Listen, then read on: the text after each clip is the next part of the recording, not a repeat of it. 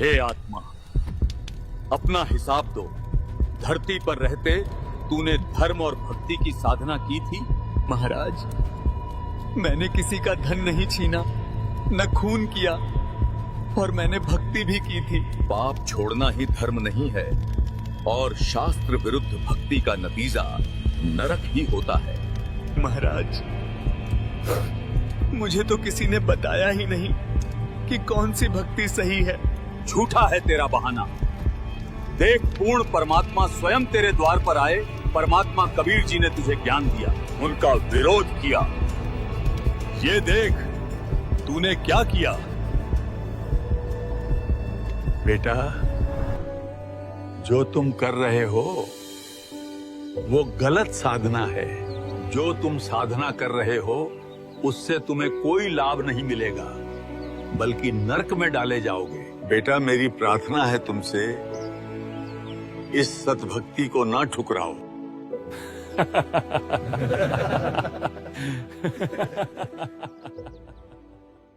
कबीर जी कोई साधारण मनुष्य नहीं, वे साक्षात पूर्ण परमात्मा है। जिसने उनका ज्ञान ठुकराया, उसने स्वयं अपने लिए नरक का द्वार खोल लिया। हे दुष्ट आत्मा, तेरी कोई माफी नहीं। महाराज, एक मौका और दे दीजिए, मैं अपनी गलती सुधार लूंगा। मानव जन्म दुर्लभ है। जो इस दुर्लभ मौके को खो देता है, उसे फिर मानुष जीवन नहीं मिलता। यमदूतो, इसे नरक में डाल दो। मुझे छोड़ दो, मुझे छोड़ दो।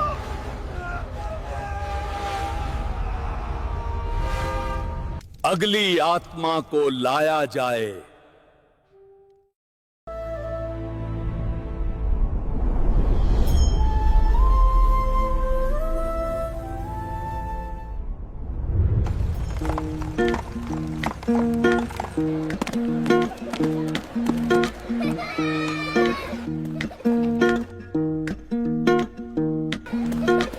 क्या तन मांझता रे, एक दिन माटी में मिल जाना। क्या तन मांझता रे, एक दिन माटी में मिल जाना।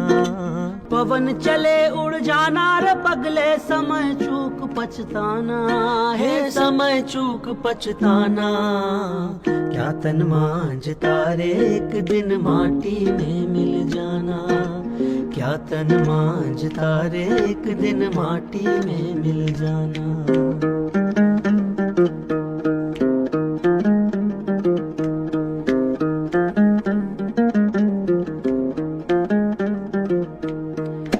चार जना मिल गढ़ी बनाई, चढ़ा काठ की डोली।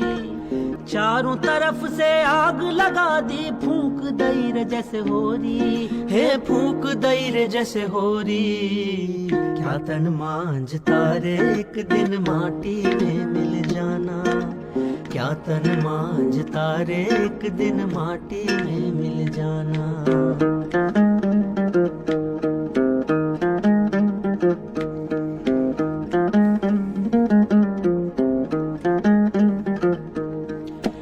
हाड़ जले जैसे बन की लकड़ियाँ, केस जले रे जैसे घासा।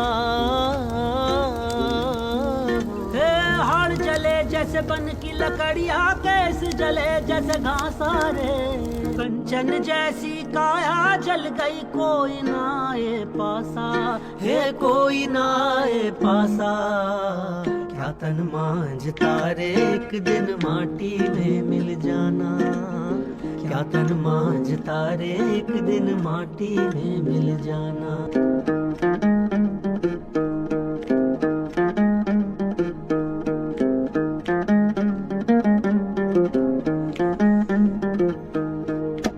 तीन दिना तेरी तिरिया रोवे, तेरा दिना तेरा भाई। तीन दिना तेरी तिरिया रोवे, तेरा दिना तेरा भाई। जन्म जन्म तेरी माता रे रोवे, करके आस पराई, हे करके आस पराई। क्या तन मांझता रे, एक दिन माटी में मिल जाना। क्या तन मांझता रे, एक दिन माटी में मिल जाना।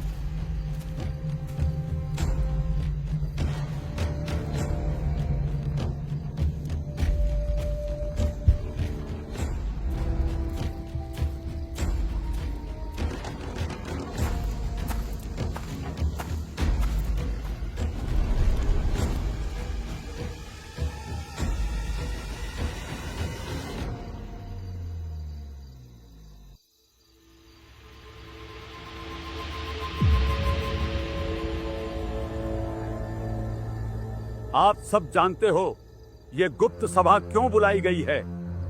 हमें जो शर्मिंदगी झेलनी पड़ रही है, उस जालिम जुलाहे कबीर की वजह से हमें जो अपमान सहना पड़ रहा है, उससे आप सब भली भांति परिचित हो।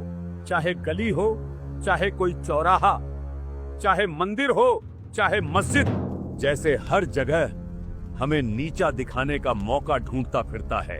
उसने तो मानो हमारी जिंदगी में ग्रहण लगा दिया है।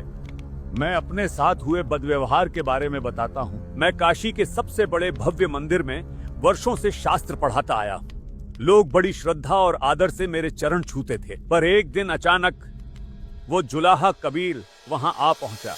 यज्ञ, व्रत, दान ही मोक्ष का मार्ग हैं, यही परंपरा है।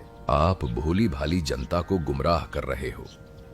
असली दान वही है जिससे आत्मा का उद्धार हो, और उद्धार केवल नाम सुमिरन से होगा। जुलाहे, तू वेदों का अपमान करता है। मैं वेदों का अपमान नहीं करता, मैं उनका सार कहता हूं। वेद भी यही कहते हैं कि मोक्ष नाम सुमिरन से है और परमात्मा साकार है, जिसका प्रमाण हमें ऋग्वेद मंडल 9 सूक्त 82 मंत्र 1 में मिलता है। हमें सिर्फ उसी परमात्मा की भक्ति करनी चाहिए। झूठ बोलता है ये, झूठ है ये। सोचो, मेरी इज्जत मेरे ही मंदिर में मिट्टी में मिला दी। लोग मुझे छोड़कर उसी जुलाहे की जय जयकार करने लगे। और सोचो भाइयों, मेरे साथ क्या हुआ। मैं काशी के चौक पर सैकड़ों लोगों के बीच बैठा था, सब मेरे श्लोक सुन रहे थे। तभी ये नीच जुलाहा कबीर वहां आ धमका। धर्म परंपरा से चलता है, जो पीढ़ियों से होता आया वही सही राह है। पंडित जी, क्यों भोली जनता को बहका रहे हो? हम तो युगों से जनता का मार्गदर्शन करते आए हैं। हम तो परंपरागत गुरु हैं। कबीर, तू क्या जाने परंपराओं को। तू तो न हिंदू है न मुसलमान। त्योहार, यात्रा, व्रत और तीर्थ स्नान, यही मोक्ष का मार्ग है। व्रत करें से मुक्ति हो तो अकाल पड़े क्यों मरते हैं? तीर्थ जल में कच्छ और मच्छा जीव बहुत से रहते हैं। ये सब चीजें तो हम जैसे सच्चे गुरु ही बता सकते हैं। भाइयों, सतगुरु वही होता है जो शास्त्रों के अनुसार ज्ञान दे। व्रत करने से मुक्ति नहीं होती पंडित जी। गीता अध्याय 6 श्लोक 16 में भी लिखा है, ये साधना ना तो ज्यादा खाने वाले की, ना बिल्कुल न खाने वाले की सफल होती है। बिल्कुल न खाना मतलब व्रत रखना, अर्थात ये व्यर्थ है।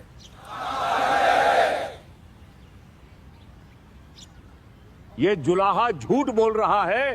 गीता में ऐसा कुछ नहीं लिखा है। ये जुलाहा मुझे चौक में नीचा दिखा गया।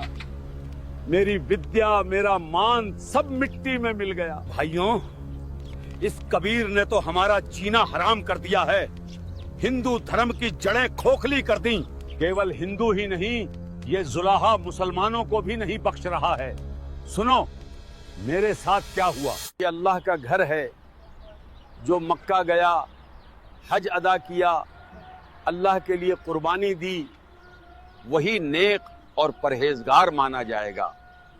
यही असल ईमान की निशानी है। मुल्ला जी, मक्का, काशी, काबा सब पत्थर हैं। यहाँ अल्लाह नहीं बसता। असली काबा तुम्हारा दिल है। अगर दिल में खुदा बस जाए तो वही हज है, वही रोजा है। अगर खुदा दिल में नहीं तो उसके लिए 1000 हज भी व्यर्थ हैं।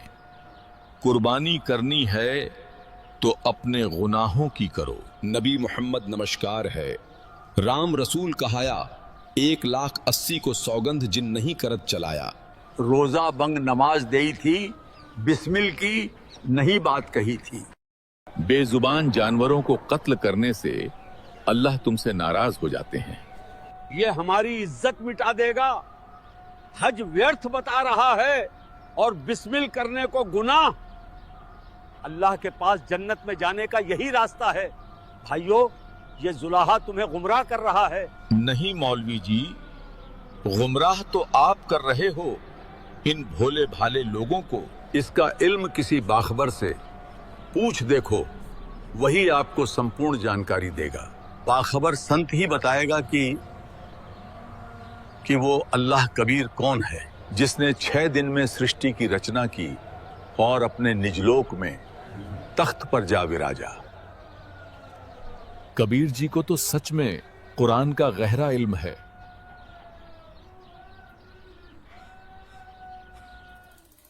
भाइयों, हमारी मस्जिदों में घुसकर ये हमारी आबरू मिटा रहा है। हिंदू हो या मुसलमान, ये सबका दुश्मन बन चुका है। ना तो इसकी हिंदुओं से राम राम है और ना ही मुसलमानों से सलाम। ये कबीर मारे से मरता नहीं, ज्ञान में हारता नहीं। अब हम करें तो करें क्या? हमारी इज्जत मिट्टी में मिल गई। लोग हमें छोड़कर उसी की जय जयकार करते हैं। बस अब बहुत हुआ।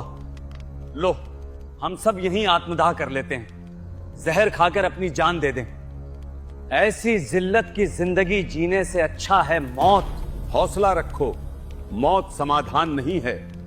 याद रखो, हम सबका दुश्मन एक है। अगर हम खुद ही हार मानकर जान दे देंगे तो क्या होगा? हमारा दुश्मन तो स्वतः ही जीत जाएगा। एक उपाय है। एक पीर साहब हैं, वे कबीर से उतनी ही नफरत करते हैं जितनी हम करते हैं। वही हमारी मदद करेंगे इस कबीर को रास्ते से हटाने में। अरे मुल्ला जी, जल्दी बताओ, ऐसे कौन पीर साहब हैं जो हमारी मदद कर सकते हैं? उन पीर साहब का नाम है शेख तकी। क्यों ना हम सब मिलकर सिकंदर लोदी के दरबार चलें और पीर शेख तकी जी से मुलाकात करें। आपने बिल्कुल सही कहा। यही आखिरी उम्मीद है हमारी काफिर कबीर से निजात पाने की। हाँ, सही कहा। अगर शेख तकी हमारे साथ हो जाएं तो कबीर को कोई नहीं बचा सकता।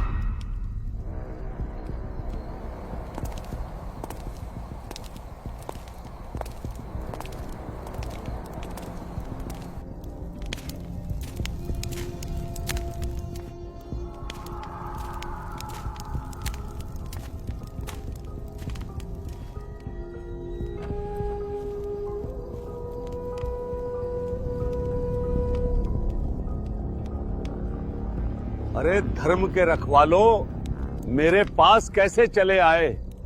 सब खैरियत तो है? धर्म के रक्षक तो आप हैं पीर साहब। धर्म पर बहुत बड़ा संकट आन पड़ा है, इसलिए आपकी शरण में आए हैं पीर जी। कैसा संकट मौलवी जी? कुछ तो बयान करो। पीर जी, वही जालिम कबीर, उसके आतंक से हम सब परेशान हो गए हैं। हिंदू हो या मुसलमान, किसी को भी उसने नहीं छोड़ा। उसकी बातों से लोग मस्जिदें छोड़ रहे हैं। वो तो कहता है हज और रोजा हराम हैं। अब बताइए, इस नीच जुलाहे कबीर को और कितनी देर बर्दाश्त किया जाए? अच्छा, वो जालिम जुलाहा। भाई जालिम जुल्हे जारत लाई, ऐसा नाद बजाया है। जालिम जुल्हे जारत लाई, भाई काजी पंडित पकड़े पछाड़े, तिनको जवाब नहीं आया है। जालिम जुल्हे जारत लाई, ऐसा नाद बजाया है। जालिम जुल्हे जारत लाई, ऐसा नाद बजाया है। जालिम जुल्हे जारत लाई, 63 दर्शन सब खारिज कीने, दोनों दीन चताया है। जालिम जुल्हे जारत लाई, ऐसा नाद बजाया है। जालिम जुल्हे जारत लाई, ऐसा नाद बजाया है। जालिम जुल्हे जारत लाई। तुम सब सोचते हो मैं कबीर को नहीं जानता? मैंने इसे खत्म करने के लिए बेशुमार कोशिशें की हैं, मगर ये मरे से मरता ही नहीं। ये कोई आम इंसान नहीं, बहुत बड़ा जादूगर है। मैंने इसको गरम तेल के कढ़ाई में डलवाया,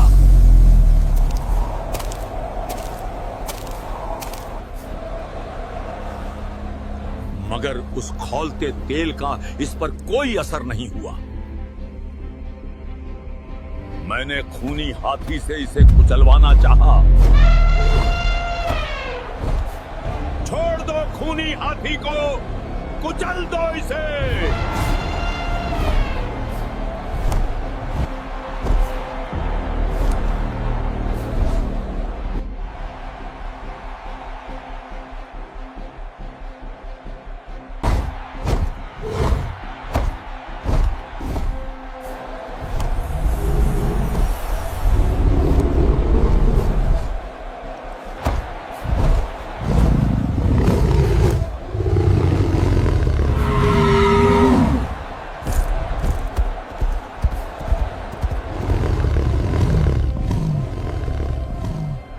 फिर से मोड़ इसे, दोबारा तोड़ा इसे उस जुलाहे पर।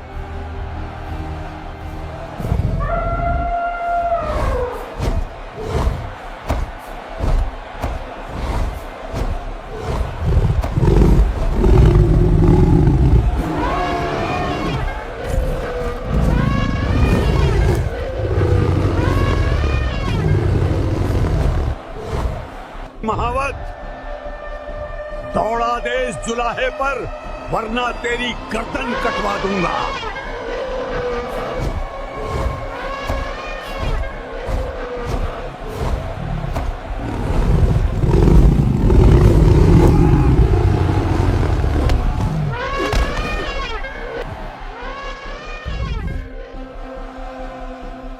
जैसे ही महावत ने हाथी को कबीर परमात्मा की ओर कुचलने के लिए मोड़ा, परमात्मा ने अपनी शक्ति से एक गहरी सिंह को प्रकट किया, जो केवल उस हाथी को दिखाई दे रहा था।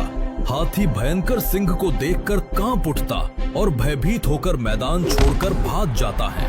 पर जब महावत बार बार हाथी को सताने लगा, तो पूर्ण परमात्मा ने करुणा स्वरूप वो सिंह महावत को भी दिखा दिया। ना जाने हाथी और महावत ने ऐसा क्या देख लिया कि दोनों डरकर भाग गए। मैंने इसके घर गुंडे भेजे, उन्होंने इसे तलवार से मारा, लेकिन ये फिर भी नहीं मरा, और यहां तक कि इसने एक मरे हुए लड़के को जिंदा कर दिया। कबीर, अगर तू सच में अल्लाह है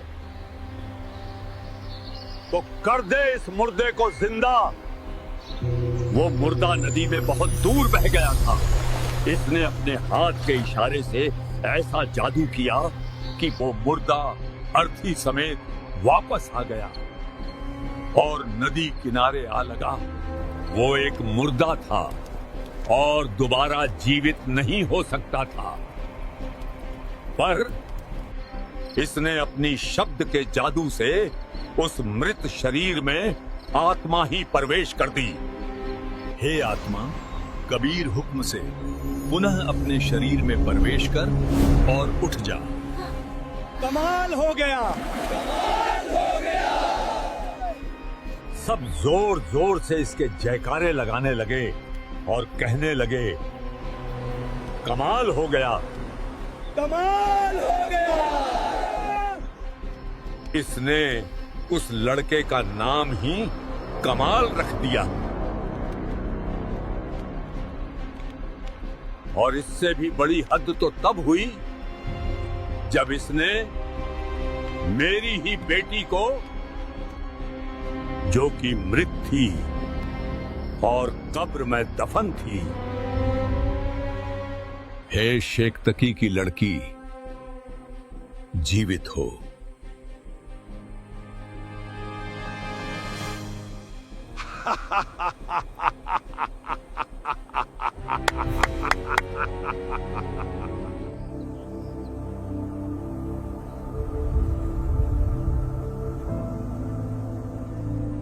हे शेख तकी की लड़की, जीवित हो जा।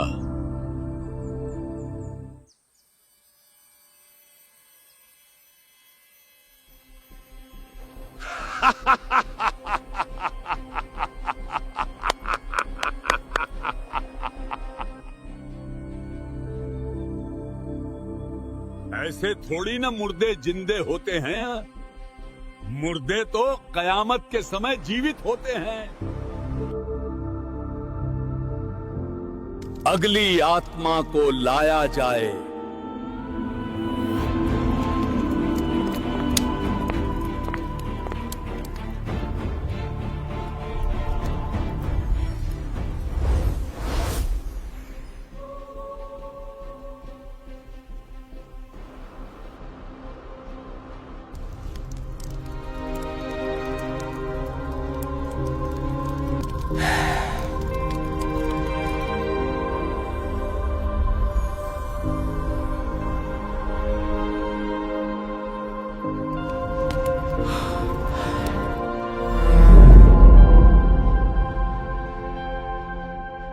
कमाली अपने पूर्व जन्म में राबिया थी, वही राबिया जिसने पूर्ण परमात्मा कबीर जी की शरण ग्रहण की थी। पर समाज की देखा देखी में उसने वो सच्ची भक्ति केवल 4 वर्ष निभाई और फिर सत भक्ति त्याग कर समाज में प्रचलित साधनाओं में लौट गई।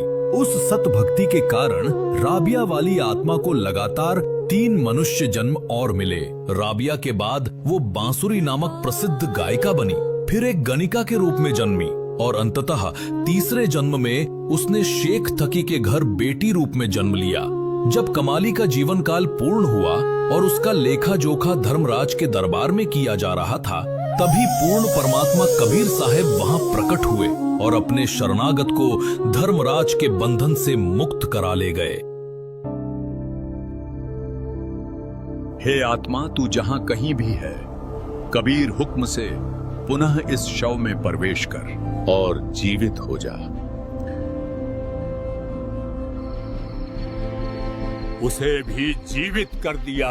सब लोगों ने जोर से कहा, कमाल हो गया, कमाल हो गया।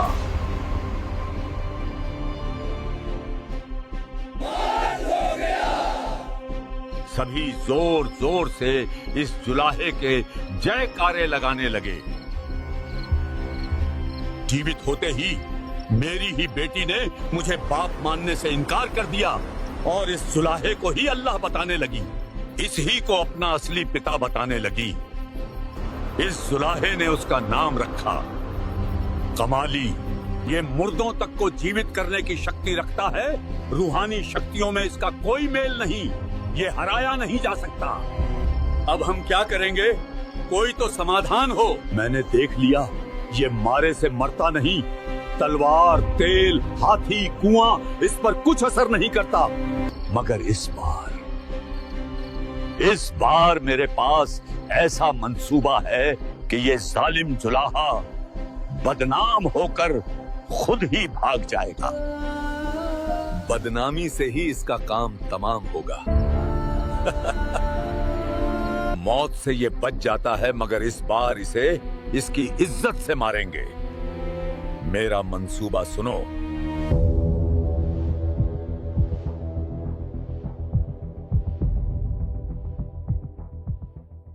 वाह पीर साहब, ना रहेगा बांस, ना बजेगी बांसुरी। बिल्कुल बदनामी से ही अब इस जालिम जुलाहे का काम तमाम होगा।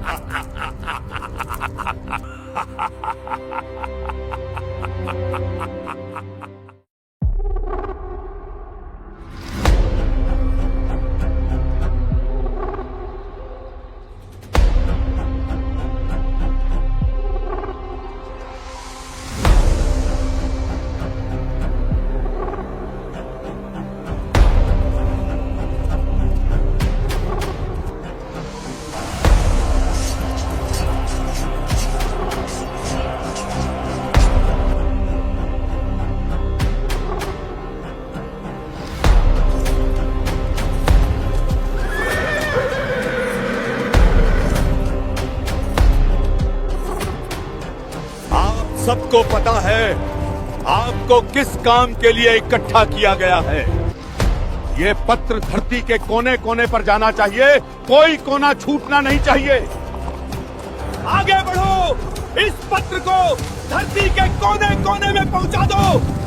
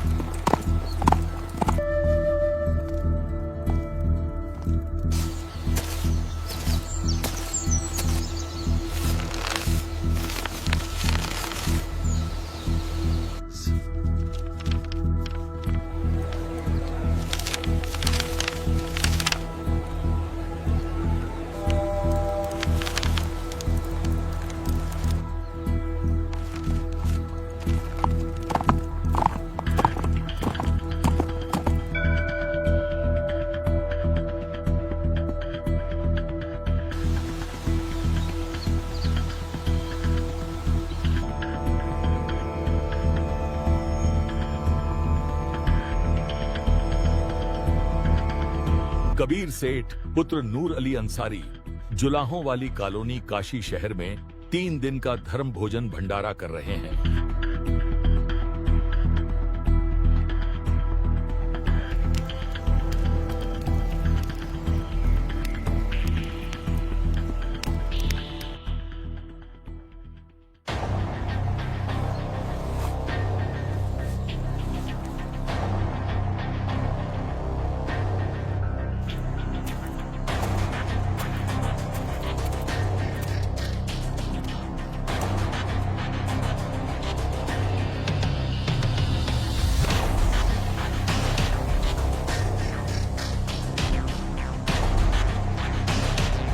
भंडारे का न्योता फैलते ही दूर दराज से साधु संत और फकीर काशी की ओर निकल पड़े।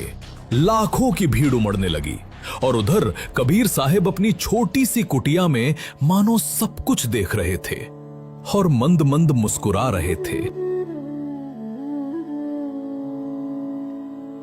हे गुरुदेव, आप थक गए होंगे, कृपया अब थोड़ी देर विश्राम कर लीजिए। रविदास जी बचपन से ही भक्ति में विशेष लगन रखते थे। जब वे कबीर साहब के संपर्क में आए तो सच्ची साधना करने लगे और समाज में फैले पाखंड का घोर विरोध करने लगे। वे कबीर साहब की वास्तविकता से भली भांति परिचित थे कि कबीर जी ही पूर्ण परमात्मा हैं। इसलिए वे अपना अधिकतर समय गुरु रूप में प्रकट हुए परमेश्वर के साथ ही बिताते थे। हे परवरदिगार, दास के लिए कोई आदेश हो तो बताइए मालिक। नहीं रविदास, अब तुम भी जाके आराम करो। जो आज्ञा गुरुदेव भगवान। रविदास जी परिस्थितियों से अनजान शांत भाव से अपनी कुटिया की ओर लौट जाते हैं। उधर अंतर्यामी पूर्ण परमात्मा कबीर साहब मंद मंद मुस्कुरा रहे हैं, मानो आने वाले षड्यंत्र को स्पष्ट देख रहे हों।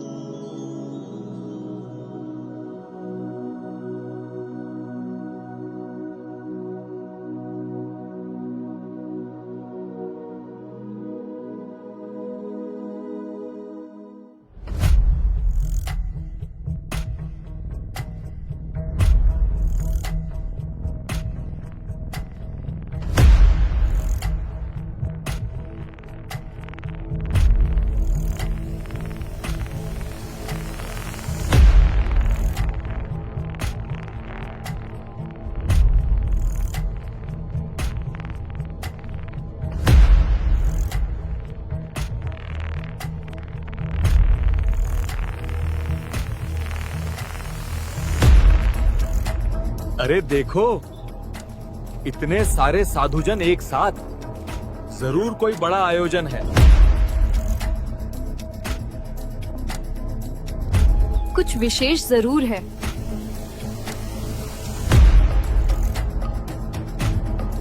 ये सब साधुजन कहाँ जा रहे होंगे?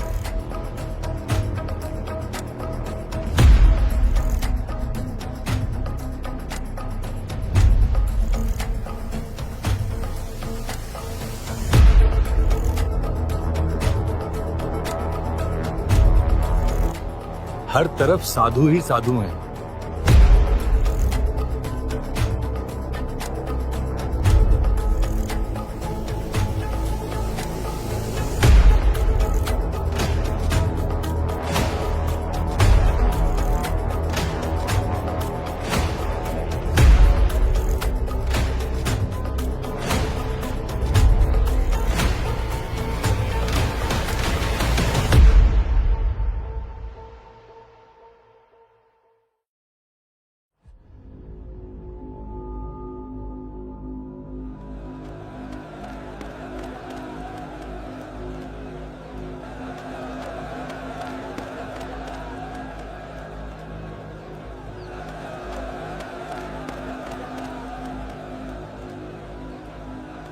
भाइयों, आज काशी में ऐसा क्या खास है कि इतनी भीड़ उमड़ आई है? अरे काशी वालों, तुम कौन सी दुनिया में रहते हो? काशी के बहुत बड़े सेठ कबीर जी भंडारा करा रहे हैं, और वो भी 3 दिन का। क्या तुम्हें खबर नहीं? नहीं तो क्या तुम्हें कोई निमंत्रण पत्र भी मिला है? हाँ हाँ, क्यों नहीं। ये देखो, हम बिना बुलावे नहीं आते।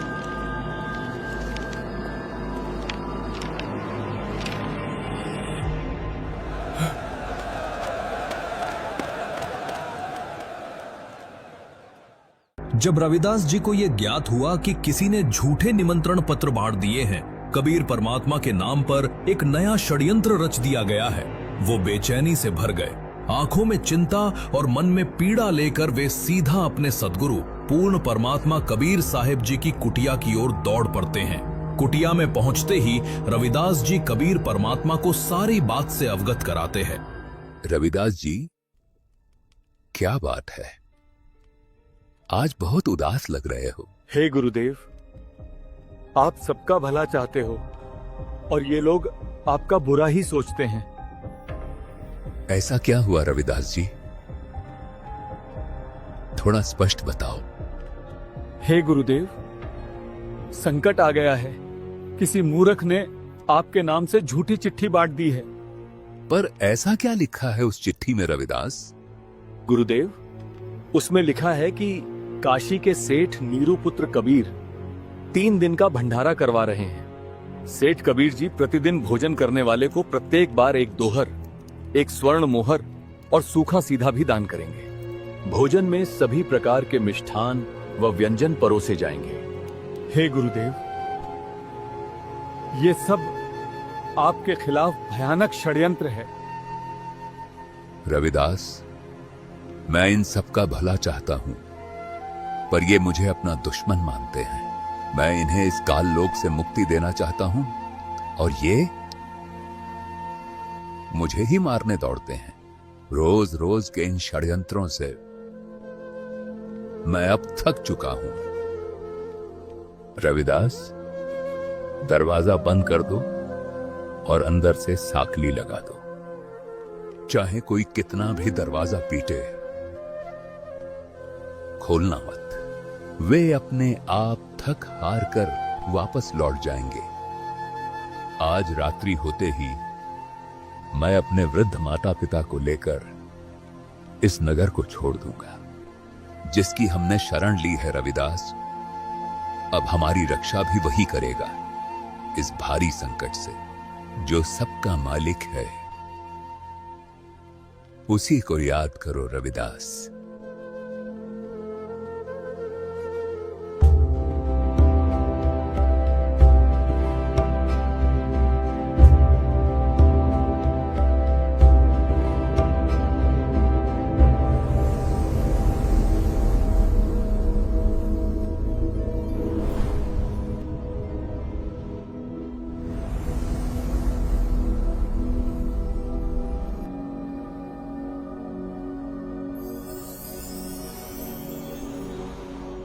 कबीर परमात्मा जी की जय हो। हे पूर्ण परमेश्वर, आपका संदेश मिला। आपके आदेशानुसार असंख्य सेवक तैयार कर दिए गए हैं। वो लोग तो खाकी और कंजूस हैं, जहां समय पर भोजन भी नहीं मिलता। ले जाइए दाता, जितने चाहिए। परमात्मा का आदेश मिलते ही असंख्य बैल तैयार हुए, जिनके ऊपर मोहक भोजन रख दिया गया था। कबीर परमेश्वर ने उन असंख्य बैलों में से केवल 9 लाख ही अपने साथ लिए।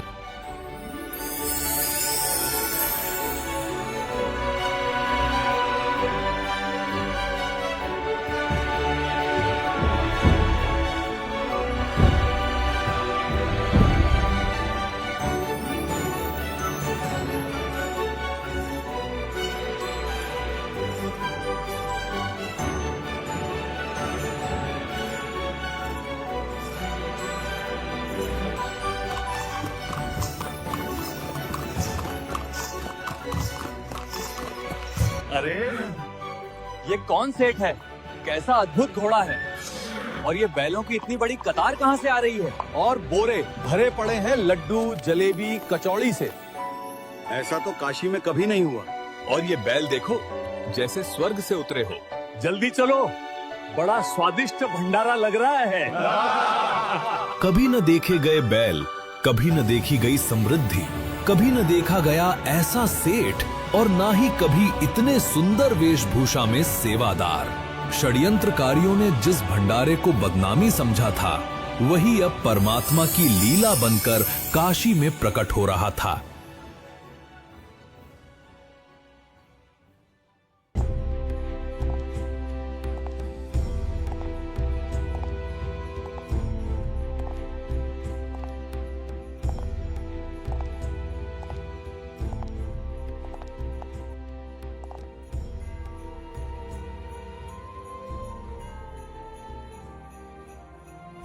सिकंदर लोदी, जिसकी सत्ता लगभग पूरे भारतवर्ष पर थी, उसके शासनकाल में पाकिस्तान, बलूचिस्तान, ईरान, इराक तक उसकी पहुंच मानी जाती थी। लेकिन इतना शक्तिशाली शासक भी एक भयानक रोग से पीड़ित था, जलन का रोग। ऐसा रोग मानो शरीर आग में जल रहा हो, पर आग न हो। न ठीक से खा सकता था, न पी सकता था। बड़े बड़े हकीम, मौलवी, पंडित बुलाए गए, पर कोई इलाज न कर सका। और वही रोग पूर्ण परमात्मा कबीर साहिब के केवल आशीर्वाद रूपी हाथ रखते ही मिट गया। कबीर साहिब जी के अनगिनत चमत्कार देखकर दिल्ली का राजा सिकंदर लोदी उनका शिष्य बन गया था। पर यही बात उसके पीर शेख तकी को नागवार गुजरी। वो ईर्ष्या से जल उठा और कबीर परमात्मा को मिटाने के लिए एक के बाद एक षड्यंत्र रचने लगा।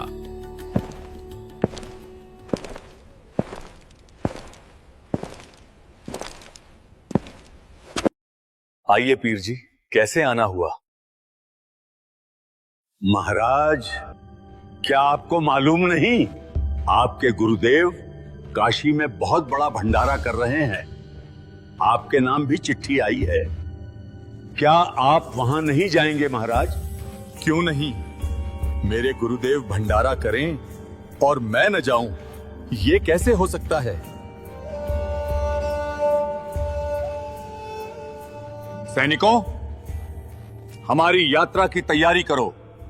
हम तुरंत काशी चलेंगे। राजा सिकंदर लोदी अपने हाथियों और सेना के साथ काशी की ओर रवाना हुआ और शेख तकी, षड्यंत्र का सूत्रधार, उसके पीछे पीछे चला।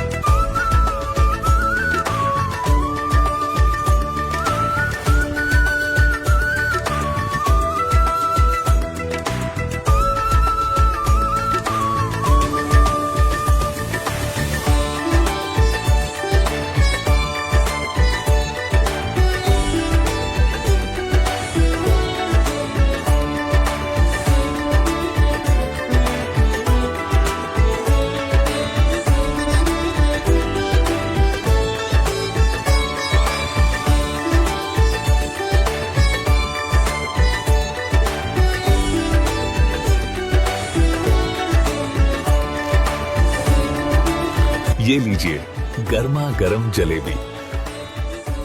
कबीर सेठ की कबीर सेठ की ऐसा भंडारा करने वाला कौन है?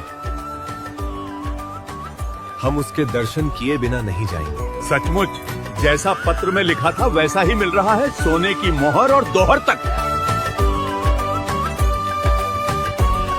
ऐसा भंडारा तो आज तक धरती पर कहीं नहीं हुआ। कबीर सेठ की जय, कबीर सेठ की जय।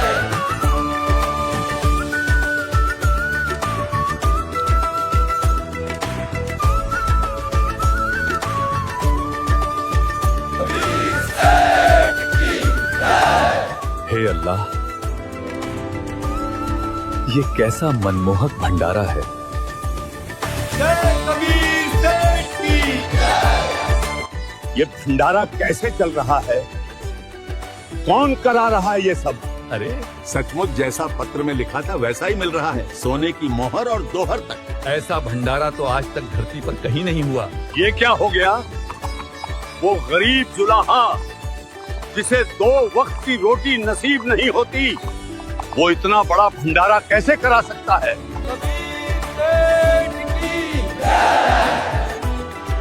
ये लीजिए। अरे सचमुच जैसा पत्र में लिखा था वैसा ही मिल रहा है, सोने की मोहर और दोहर तक। आया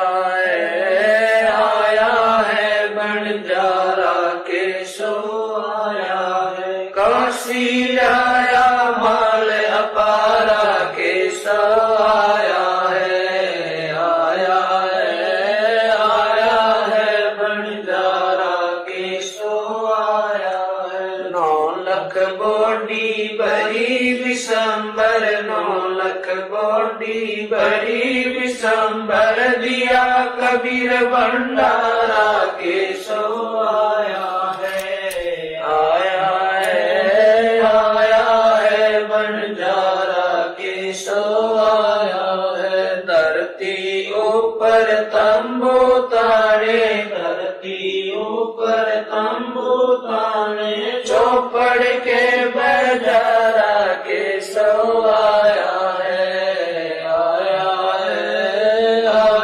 है बंजारा केशो आया है। कौन देश से बालद आई, कौन देश से बालद आई, ना कहीं बंजाने वाला केशो आया है।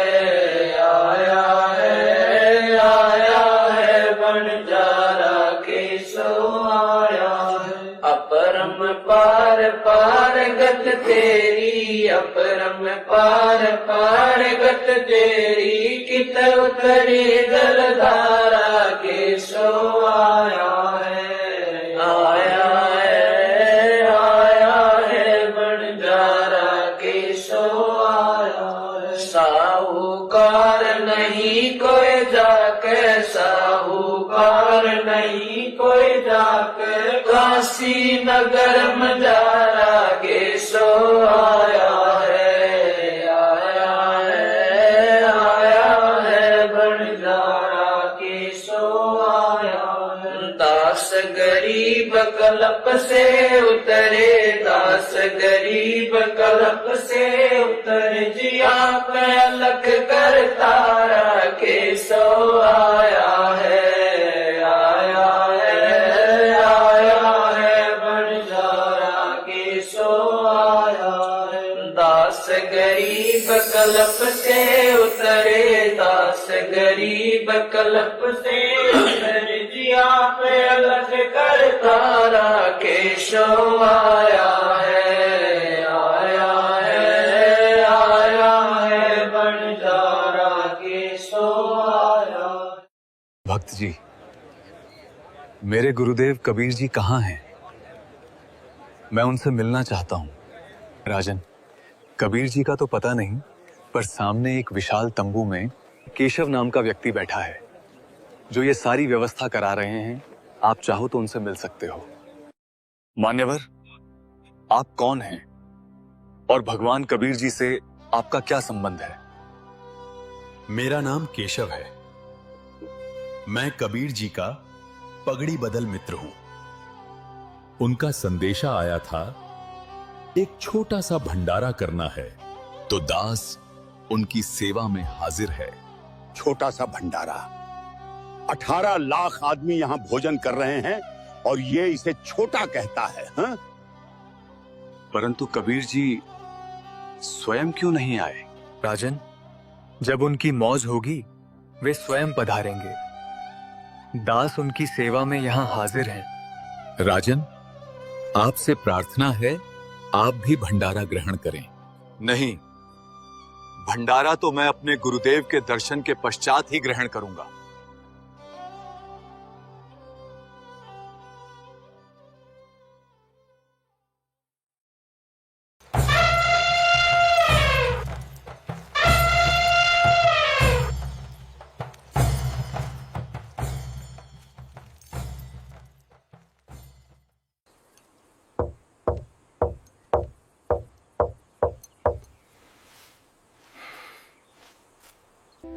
हे गुरुदेव, लगता है ये लोग आपको ढूंढते ढूंढते यहां तक भी आ पहुंचे।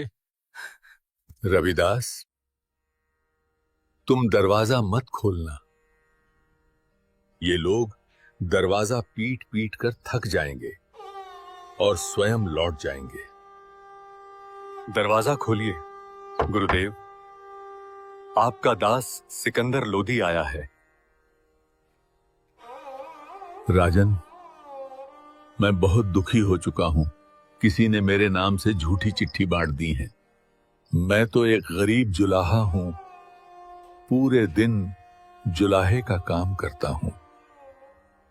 ताना बुनता हूं, तब जाकर मुझे 2 वक्त की रोटी भी मुश्किल से नसीब होती है। मैं कहां से भंडारा कराऊंगा? काशी में कोई सेठ भी नहीं है जो मुझ गरीब को उधार दे। सिकंदर, मैं इन रोज रोज के इन षड्यंत्रों से परेशान हो गया हूं। आज रात होते ही मैं अपने परिवार को लेकर इस नगर को छोड़ दूंगा।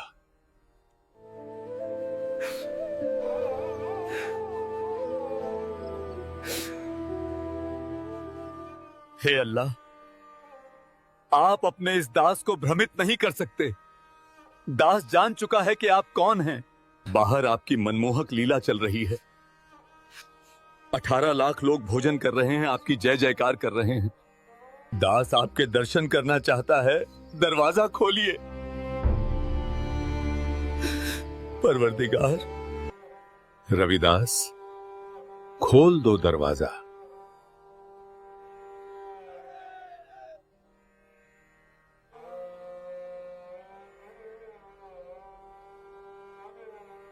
गुरुदेव, मेरे परवरदिगार, आप ही अल्लाह, आप ही मालिक हैं। हे परवरदिगार, मुझ दास के साथ भंडारे में चलिए। सब आपका इंतजार कर रहे हैं, आपके दर्शनों के लिए ललायत हैं मेरे मालिक। दिल्ली के बादशाह सिकंदर लोदी के आग्रह पर पूर्ण परमात्मा कबीर साहिब अपनी कुटिया से भंडारे के लिए चल पड़ते हैं। जैसे ही कबीर परमात्मा अपनी कुटिया से प्रस्थान करते हैं, आकाश से एक सुंदर मुकुट उतरता है जो उनके शीश पर स्वयं आविराजता है। उसी क्षण आकाश से फूलों की वर्षा होने लगती है। दिल्ली का राजा सिकंदर लोदी अपने गुरुदेव कबीर परमात्मा को शाही हाथी पर बिठाता है और श्रद्धा से उनके ऊपर चमर सेवा करता हुआ भंडारे की ओर प्रस्थान करता है। जब कबीर परमात्मा उस दिव्य भंडारे के समीप पहुंचते हैं तो वहां उपस्थित असंख्य साधु संत उत्साह और भक्ति में डूबकर जयकारे लगाने लगते हैं।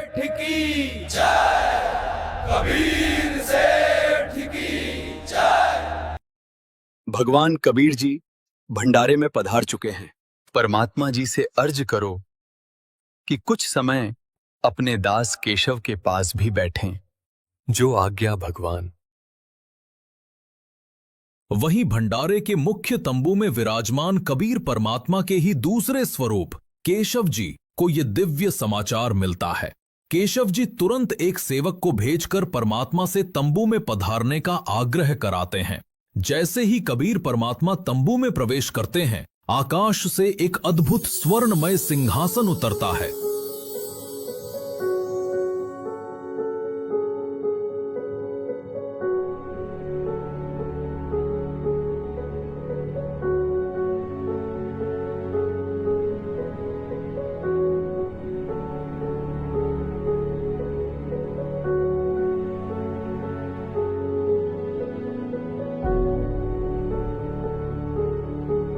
जिस पर स्वतः ही एक मनमोहक रेशमी आच्छादन बिछ जाता है।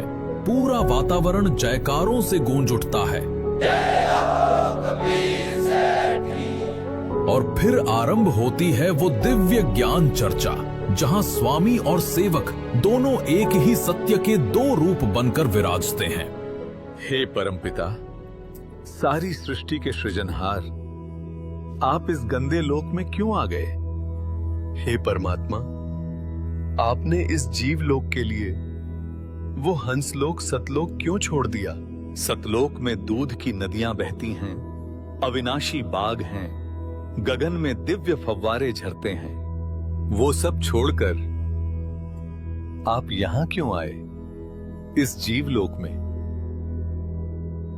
यहां तो झूठ है, कपट है, छल है, द्वेष है। आप इनके भले की सोचते हो, पर ये आप ही के लिए बुरा सोचते हैं। आपके लिए रोज षड्यंत्र रचते हैं, फिर भी आप इनके बीच रहते हो। हे सृजनहार, आप ये सब कैसे सहते हो? यहां सतलोक जैसा कुछ भी नहीं है। ना गगन में फव्वारे हैं, ना ही अविनाशी बाग, ना दूध की नदियां हैं, ना ही आनंदमयी छटा। ना तो यहां नूर के नगर हैं, ना ही हीरे पन्ने जड़े हुए पहाड़। इस जीव लोक का हाल देखकर मेरा मन चिंता से व्याकुल हो उठा है। यहां तो एक पल भी बिताना मुश्किल है। मैं तो पागल जैसा हो रहा हूं। पर आप इन जीवों के बीच ही रह रहे हो, ऐसी घृणित स्थिति में, वो भी इनके ही भले के लिए। धन्य है परमात्मा आप। इन दुष्ट प्राणियों और इनके इस गंदे लोक को क्यों नहीं त्याग देते, क्यों नहीं छोड़ देते? मेरी अरज है मालिक, अपने उस अमर लोक सतलोक में लौट चलिए। सुनो केशव, अब मैं तुम्हें वास्तविक बात बताता हूं। केशव, मेरा प्रवेश सर्वलोकों में है और मैं सभी लोगों का धारण पोषण करता हूं। जैसे चुंबक में लोहे को अपनी ओर खींचने की शक्ति होती है, पर यदि लोहे में जंग लग जाए तो चुंबक भी उसे खींच नहीं पाता। वैसे ही जब आत्मा पर पाप की परत चढ़ जाती है तो उसका मेल परमात्मा से नहीं हो पाता। पाप के कारण आत्मा परमात्मा से दूर हो जाती है।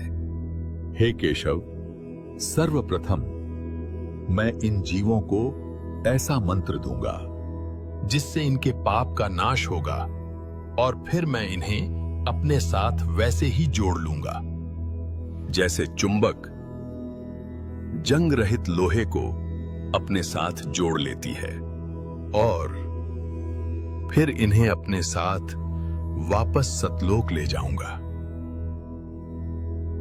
हे परमात्मा, आप इनसे भक्ति कराना चाहते हैं, पर सोचिए ये कैसे आपका नाम जपेंगे इस नरक रूपी हाड़ चाम के शरीर में? इनके भीतर कैसे भक्ति का भाव उत्पन्न होगा? इस अशुद्ध देह में वास्तव में ये शरीर तो नरक का पात्र है। इनके शरीर में गंदगी भरी पड़ी है, खून, पेशाब, बिष्टा सब भीतर लिए घूमते हैं। फिर भी ये जीव घमंड और अहंकार लेकर चलते हैं। इस जीवलोक की धरती ऐसी है कि यहां तो एक कदम रखने पर भी दंड लगता है, पाप लगता है। कितने सूक्ष्म जीव तो पैरों तले कुचलकर मर जाते हैं। फिर भी ये जीव अपने पापों से अनजान अहंकार में जीते हैं। ये मनुष्य तो बहुत ही गंदे हैं, हमेशा झगड़ा करने को उतारू रहते हैं। यम हमेशा इनके सिर पे बैठा है, फिर भी दिन रात व्यर्थ में मगन होकर घूमते हैं। मौत हर घड़ी इन्हें घेरती है, फिर भी इन्हें घमंड है, अभिमान है। ये जीव तो आपके साथ बुरा करने में कोई कसर नहीं छोड़ते, और आप फिर भी इनका भला चाहते हो। हे परमात्मा, मैंने आप जैसा साधु कहीं नहीं देखा, ना ही आप जैसा परमार्थी। मेरी अर्ज है मालिक, अपने उस अमर लोक सतलोक में लौट चलिए। केशव, तुमने पूछा था कि इस हाड़ चाम के शरीर में जो गंदगी से भरा है, इसमें भक्ति कैसे पनपेगी? तो सुनो, जिस प्रकार इस ही हाड़ चाम के शरीर में रक्त और मांस के बीच भी अमृत स्वरूप दूध उत्पन्न होता है, वैसे ही इस शरीर में भक्ति भी पनपेगी। वो भक्ति सिर्फ मेरे द्वारा दिए गए मंत्र से बनेगी, और वही मंत्र जीवों को इस काल लोक से छुड़ाकर परम लोक सतलोक तक पहुंचाएगा। केशव, मैं हर युग में आता हूं, सतयुग में सत सुकृत नाम से, त्रेता में मुनिंदर नाम से, द्वापर में करुणामयी नाम से, और कलयुग में अपने वास्तविक नाम कबीर नाम से।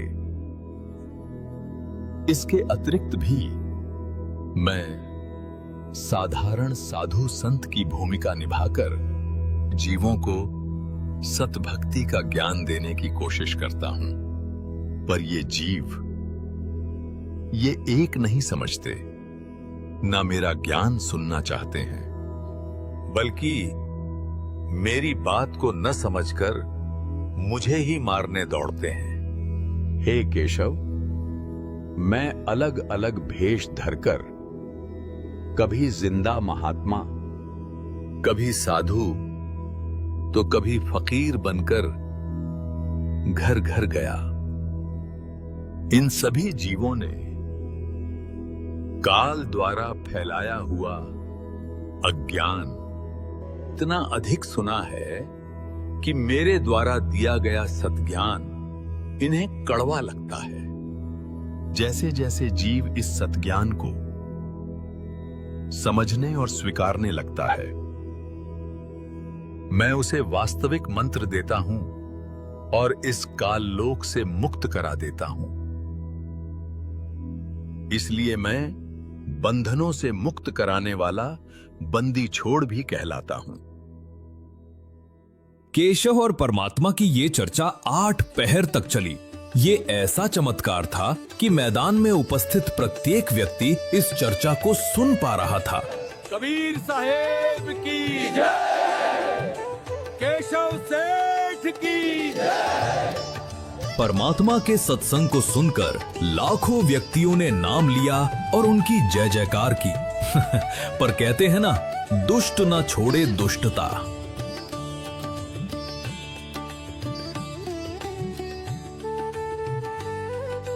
राजन, चलो चलो, ये कौन सा भंडारा है? ऐसे ऐसे भंडारे तो हम 100 कर दें। ये तो महोत्सव है, तमाशा है बस। शेख तकी ने कबीर परमात्मा पर जुल्मों की हद पार कर दी थी। उसने अनगिनत षड्यंत्र रचे, पर इतना बड़ा चमत्कार देखने के बाद भी वो ईर्ष्या के वश होकर कबीर परमात्मा के खिलाफ ही बोला और ये गलती उसकी आखिरी गलती बनने वाली थी। उसी क्षण उसे मानो लकवा मार गया। उसकी सुनने और बोलने की शक्ति छिन गई। वह गूंगा बहरा हो गया। सिमटे भेक इकट्ठा हुआ काजी पंडित माही, गरीबदास चट्ठा फिरा जम्बूदीप सब ठाई।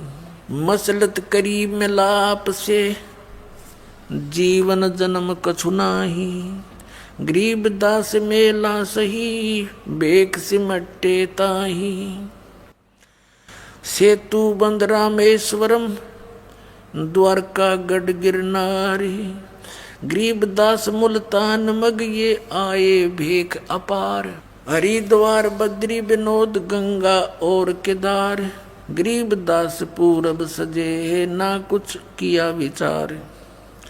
18 लाख दफ्तर चढ़े अस्तल बंद मुकाम, गरीबदास अनाथ जीव और कहते उस धाम। बेख देख रविदास जी गए कबीरा पास, गरीबदास रैदास कहे छूटा काशी बास। लाए तार लौलीन होए रूप विहंगम माही, गरीबदास दुल्हा गया वो अगमपुरी नज ठाही। जहाँ बॉडी असंख्य सूर्य बंजारे और बैल, गरीबदास अगमपुरी हुई काशी कुसेल। जर्द श्वेत और हरे नग बॉडी भरी अनंत, गरीबदास ऐसे कहा लो कबीर भगवंत। अनंत कोट बालद सजी तास लई 9 लाख, गरीबदास के 100 कला एक पलकपुर जाके। ओ खाखी खंजू से पूरे अंजल का अधिकार, गरीबदास ऐसे कहा सुन तू सिरजनहार। जहाँ कल्प ऐसी करी चौपड़ के बाजार, गरीबदास तंबू तने वहाँ पचरंग झंडे सारे। खुला भंडारा गैब का बिन चिट्ठी बिन नामे, गरीबदास मुक्ता तुले धन के 100 बलि जाऊं मैं। जिन्ने जनवा तुल हैं बूरा घरत और दाल, गरीबदास आटे अटक ये लेवे मुक्ता माल। कस्तूरी पान मिठाइयाँ लड्डू जलेबी चंगेर, गरीबदास नुक्ती ने रखे जैसे भंडारी कुबेर। बिना पकाया पक रहा उतरे अरस खमीरी, गरीबदास मेला सुरुआ जय जय होत कबीर। सकल संप्रदा तृप्ति 3 दिन जोनार, गरीबदास सठ दर्शनम सीधे गंज अपार। शाह सिकंदर को सोनी धन कबीर बलि जाऊं मैं, गरीबदास मेले चलो मम हृदय दर पाऊं। कहे कबीर सुन साहा तू ये भेख बिगाड़ा काम, गरीबदास कैसे चलूं मो गठरी नहीं दाम है। नहीं काशी में सा कोई मोहे उधारा देत, गरीबदास ताना तनु जब कुणबे की सुध लेत।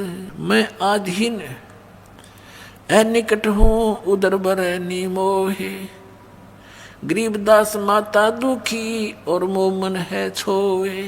एक कबीर तुम अल्लाह हो पलक बीच परवाह, गरीबदास कर जोड़ कर ऐसे कहता सा।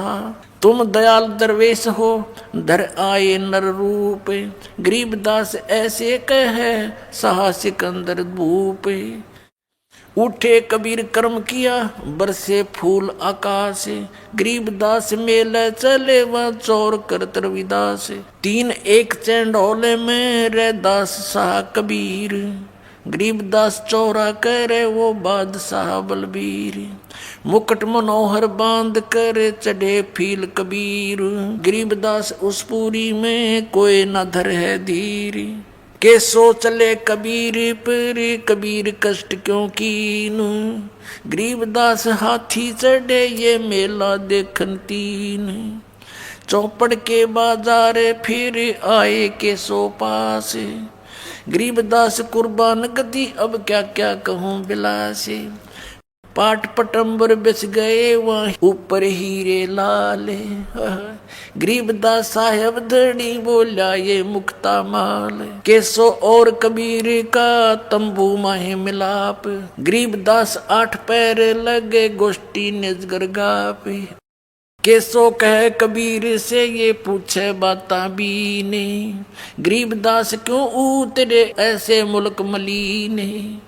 खान पान की इच्छ जित नहीं अदर बिमाने, गरीबदास यो लोक जीवे छाड़ा मुल्क अमाने। झूठ कपट इस लोक में पाप पुण्य व्यवहार, गरीबदास के सो कहे ये कैसे रेन तुम्हारे। नहीं अदर सरवर तहाँ नहीं अदर कोई बाग, गरीबदास के सो कहे क्यों नहीं देते त्याग। नहीं फुहारे गगन में नहीं मानसी गंग, गरीबदास जग देखे करे हमरा चित मन भंग। नहीं नगर है नूर के नहीं बगर तिस हीरे, गरीबदास के सो कहे तुम क्यों कर रहो कबीर। धन कबीर कुर्बाने जा ऐसी रेन तुम्हारे, गरीबदास के सो कहे इसने छोड़ गीत संसार। धन कबीर कुर्बाने जा तेरे पल पल चरण जुहारे, गरीबदास ते क्यों तजे वो सुंदर फल आहार। सतलोक के या पौमी है छार की या मुर्द परोसी पिंड, गरीबदास के सो कहे या चरण धरे सिर डंडे। नरक भरे तिस उदर में ये रुद्र बरी सब दे, गरीबदास के सो कहे या मुनसो मुख खे। राम नाम कैसे फूरे ये नरक नगीन शरीर, गरीबदास के सो कहे विलंबे कहाँ कबीर। हाड चाम के नाक हैं ये हाड चाम का मुख, गरीबदास के सो कहे तज कबीर यो रुख। राम नाम कैसे फूरे ये नरक नगीन शरीर, गरीबदास के सो कहे विलंबे कहाँ कबीर। जुन्नी संकट में पड़े फिर जुन्नी से संग, गरीबदास के सो कहे भाव भक्ति सब भंगे। 100 योजन पर लगत है या दुनिया की गंदे, गरीबदास के सो कहे ये हाड चाम का फंद। सुन कबीर सुर भेद हूँ केसो कस करंत, गरीबदास गंदे मनुष्य ये झगड़ा आन करनते। बिष्टा जिनके उदर में ये मगन फिरे दिन रात, गरीबदास के सो कहे जिन सिर जम की घात। अजब अहंकारी मनुष्य है सुन कबीर मम ज्ञान, गरीबदास के सो कहे इन कैसा ज्ञान और ध्यान। सुन कबीर मन भावने तुम्हारी बात अगाध, गरीबदास के सो कहे तुमसे तुम ही साध। सुन के सो अब बंद ना कहे कबीर संदेश, गरीबदास सर्वलोक में है हमरा प्रवेश।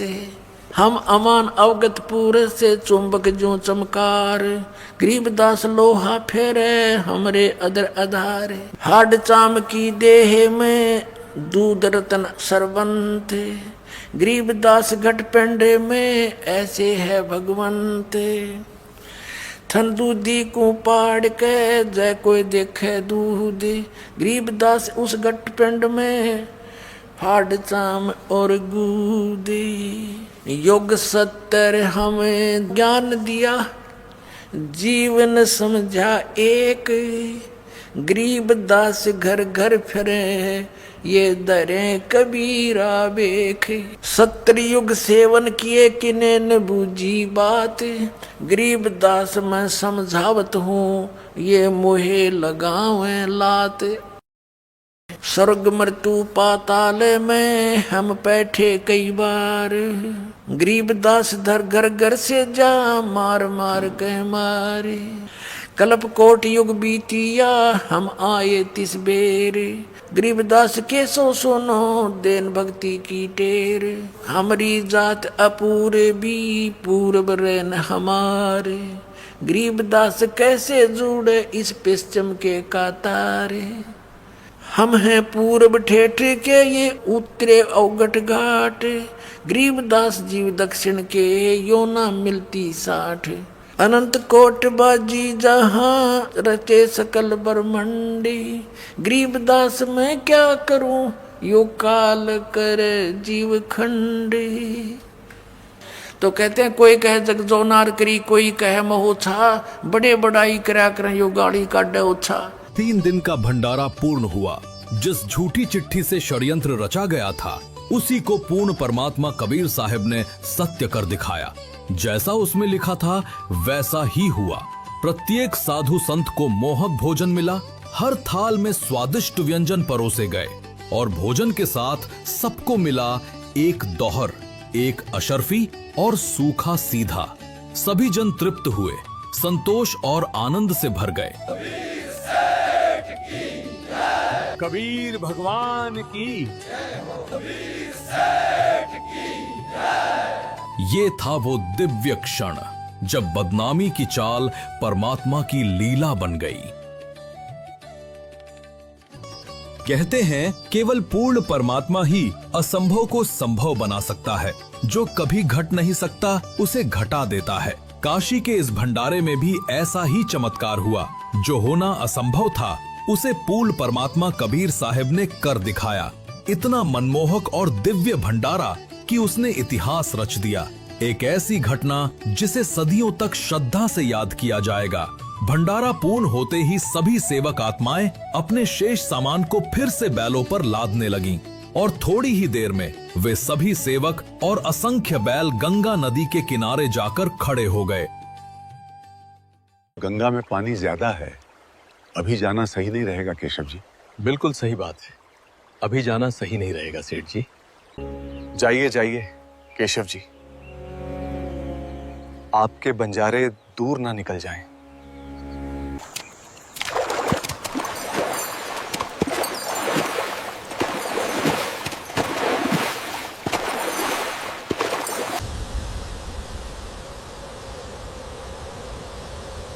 ये क्या,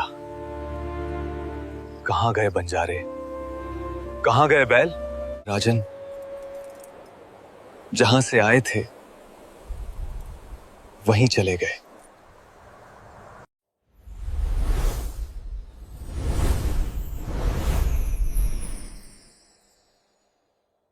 जब सब लोग इस दिव्य दृश्य को देखकर आश्चर्यचकित खड़े थे, उसी क्षण एक और चमत्कार घटित हुआ।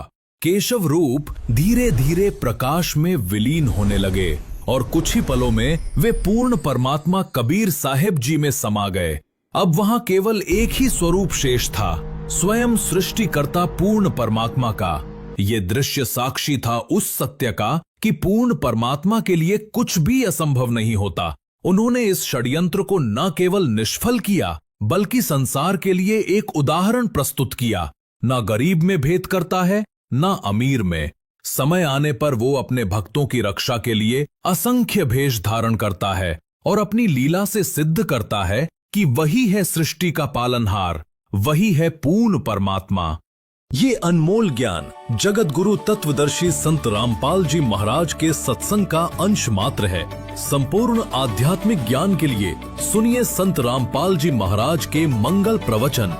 आप संत रामपाल जी महाराज जी के मंगल प्रवचन संत रामपाल जी महाराज एप्लीकेशन पर भी सुन सकते हैं तथा उनके द्वारा लिखित पुस्तकें भी डाउनलोड कर सकते हैं। सत साहेब।